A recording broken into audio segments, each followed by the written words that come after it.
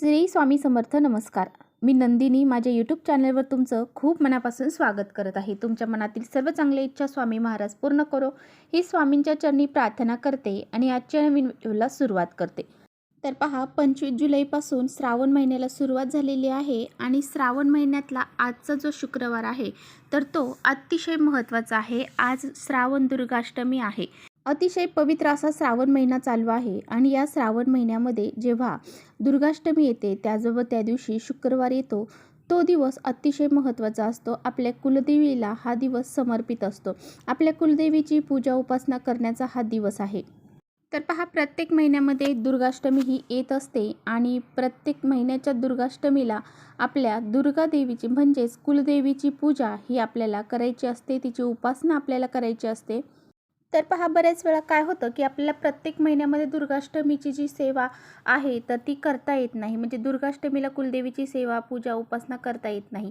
परंतु श्रावण महिन्यामधली जी दुर्गाष्टमी आहे तर या दिवशी आपल्या कुलदेवीची जी सेवा आहे, पूजा आहे, उपासना आहे तर ती आपल्याला करायची आहे. तुम्हाला काही करणं शक्य नसेल तर तुम्हाला कुलदेवीला ही एक वस्तू अर्पण करायची आहे. ही एक वस्तू दुर्गाष्टमीच्या दिवशी जर तुम्ही कुलदेवीला अर्पण केली तर आपल्या घरामध्ये सोन्यासारखे दिवस येऊ लागतात. आपल्या आयुष्यामध्ये सर्व दोष अडचणी संकट असतात तर ते दूर होतात. आपल्या मुलांची, पतीची, घराची खूप सारी प्रगती होते. इतका हा प्रभावशाली वस्तू आहे. तर ही वस्तू कोणती आहे, कशा पद्धतीने अर्पण करायची आहे त्याबद्दलचाच आजचा व्हिडिओ आहे. त्यामुळे व्हिडिओ कुठेही स्किप न करता शेवटपर्यंत नक्की बघा, जेणेकरून तुमच्यापर्यंत योग्य ती माहिती पोहोचेल. आपल्या चॅनलवर नवीन असाल तर चॅनलला सबस्क्राईब करा आणि असेच नवनवीन माहितीपूर्ण व्हिडिओ पाहण्यासाठी बेल आयकॉनला प्रेस करा.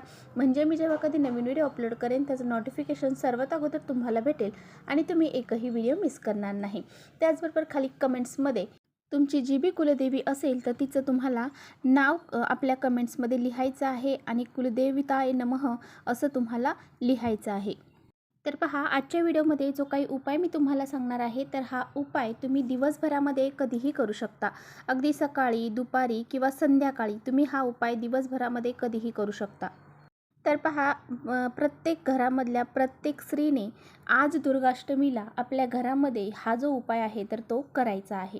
कारण पहा, प्रत्येक महिना हा एक वेगळाच असतो आणि श्रावण महिना हा अतिशय महत्त्वाचा आहे आणि श्रावण महिन्यातली जी दुर्गाष्टमी आहे तर ती अतिशय महत्त्वाची मानली जाते. त्यामुळे या दिवशी आपल्याला हा प्रभावी उपाय जो आहे तर तो आवर्जून करायचा आहे.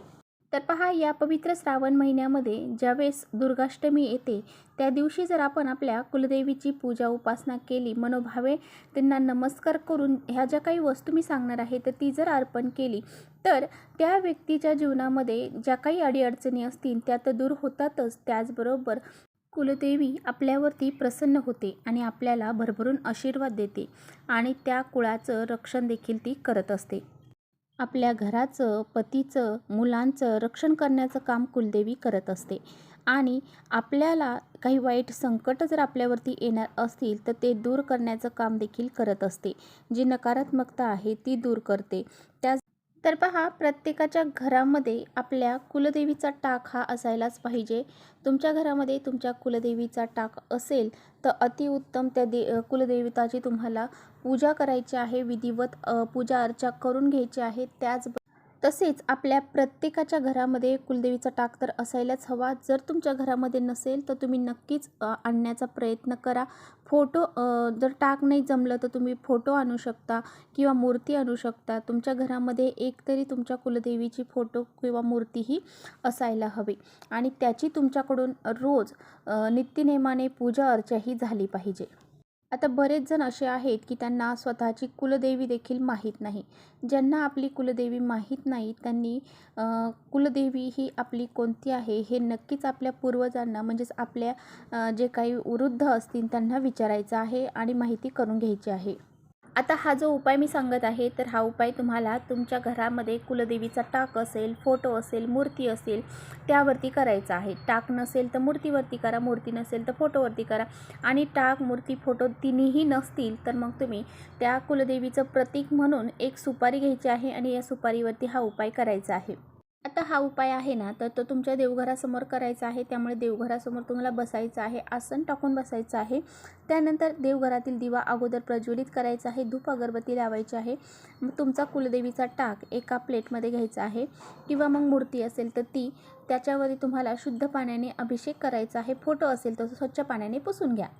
हा अभिषेक करत असताना तुम्हाला नवार्णव मंत्र म्हणायचा आहे किंवा मग तुम्ही श्री सूक्ताचं पठण देखील करू शकता. किंवा तुम्ही महालक्ष्मी अष्टकमचं जे काही पठण आहे ते केलं तरी चालेल. आणि हे पाणी तुम्हाला टाकावरती किंवा मग मूर्तीवरती अर्पण करायचं आहे. स्वच्छ पाण्याने अभिषेक केल्यानंतर मूर्ती स्वच्छ पुसून घ्यायची आहे. यानंतर एका प्लेटमध्ये हा टाक घ्यायचा आहे आणि त्याच्यावरती तुम्हाला कुंकुमार्चन करायचं आहे. आता कुंकुमार्चन तुम्ही त्या टाकावरती करू शकता. तुमच्याकडे टाक नसेल तर एक सुपारी जर मांडली असेल तर त्या सुपारीवरती देखील करू शकता. हे कुंकुमार्चन करत असताना खालून म्हणजेच टाकाच्या खालच्या साईडने वरपर्यंत तुम्हाला ते कुंकुमार्चन करत न्यायचं आहे. अशा पद्धतीने तुम्ही कुंकुमार्चन हे करायचं आहे. तुम्ही नवार्णव मंत्राचा जप करू शकता किंवा मग श्री सूक्ताचं पठण तुम्ही हे कुंकुमार्चन करताना करू शकता. यानंतर तुम्हाला 11 अखंड फुलाच्या लवंगा घ्यायच्या आहेत. तुटले फुटलेले घेऊ नका, चांगले घ्यायचे आहे.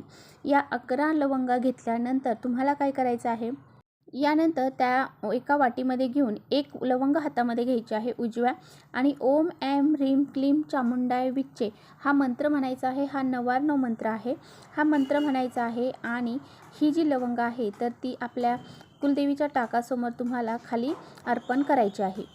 ही लवंग अर्पण करताना ही लवंगाचं जे फूल आहे तर ते आपल्या साईडला ठेवायचं आहे आणि देठ जे आहे तर ते देवीच्या साईडला ठेवायचे. अशा पद्धतीने ही लवंग जी आहे तर ती अर्पण करायची आहे. त्यानंतर दुसरी लवंग हातामध्ये घ्यायची आहे.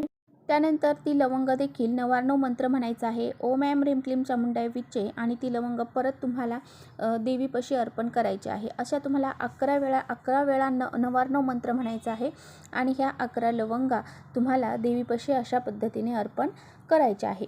त्यानंतर ह्या लवंगा अर्पण करून झाल्यानंतर देवीला हळद कुंकू अक्षत अर्पण करायचे आहे, फूल अर्पण करायचं आहे. त्यानंतर धूपदीप अगरबत्ती ओवाळायची आहे आणि तिथे बसून 11 वेळा श्रीसूक्ताचं पठण तुम्हाला करायचं आहे. तर बऱ्याच वेळा काय होतं की 11 वेळा श्रीसूक्ताचं पठण करणं शक्य होत नाही. मग तुम्ही 1 वेळा जरी केलं तरीसुद्धा चालणार आहे. आणि 3 वेळा महालक्ष्मी अष्टकमचं पठण करायचं आहे. 108 वेळा नवार्णव मंत्राचं पठण करायचं आहे. ह्या ज्या सेवा आहेत तर त्या दुर्गाष्टमीला आपल्या घरामध्ये झाल्याच पाहिजे. या सेवा अतिशय उच्च कोटीच्या सेवा मानल्या जातात. कुलदेवी या सेवा पाहून खूप प्रसन्न होते आणि आपल्याला खूप भरभरून आशीर्वाद देते. आपल्या अडीअडचणी दूर करते. आपल्या घरामध्ये सोन्यासारखे दिवस हे येऊ लागतात. त्याचबरोबर आपण प्रत्येक वर्षी एकदा तरी आपल्या कुलदेवीच्या मूळ ठिकाणी जायला हवं. आपली कुलदेवी हे आपल्याला माहीत असायला हवी. जर आपण आपल्या कुलदेवीची विशेष अशी पूजा केली तर ती आपल्यावरती प्रसन्न राहते, आपल्या कुळाचं रक्षण करते. त्यामुळे आपल्या कुलदेवीला कधीच विसरायचं नाही. पहा, आपल्या जीवनामध्ये एक आपली असते गावातली जी देव असतो आपल्या, म्हणजे आपण ज्या गावात राहतो त्या गावातली जी ग्रामदेवता, त्यानंतर असते कुलदेवता आणि तिसरी असते ती पितृदेवता. जर ह्या तिन्ही देवता आपल्यावरती प्रसन्न असतील तर आपली प्रगती होण्यापासून कुणीही थांबू शकत नाही. आपल्या जीवनामध्ये सुख, शांती, समृद्धी, ऐश्वर्य हे कायम टिकून राहील.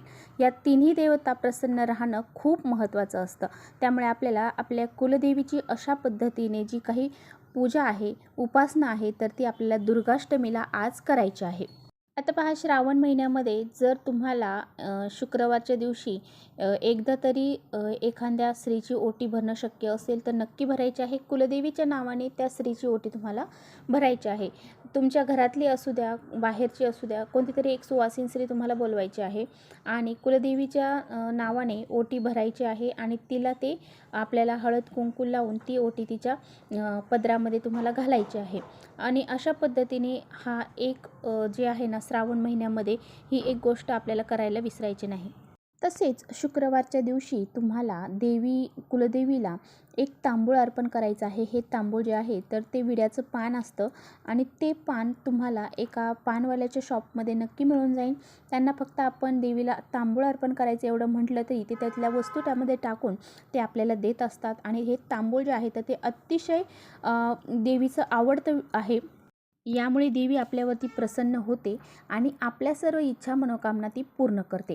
त्यामुळे अशा पद्धतीने एक तांबूळ आपल्याला कोणत्याही शुक्रवारी जर देवीला अर्पण करणं शक्य झालं तर नक्की करा. तर चला इथेच थांबवते माझा व्हिडिओ थोडा जरी आवडला असेल तर नक्की लाईक करा. चॅनलवर नवीन असाल तर चॅनलला सबस्क्राईब करा. परत भेटूया अशा छानशा व्हिडिओसोबत. तोपर्यंत श्री स्वामी समर्थ.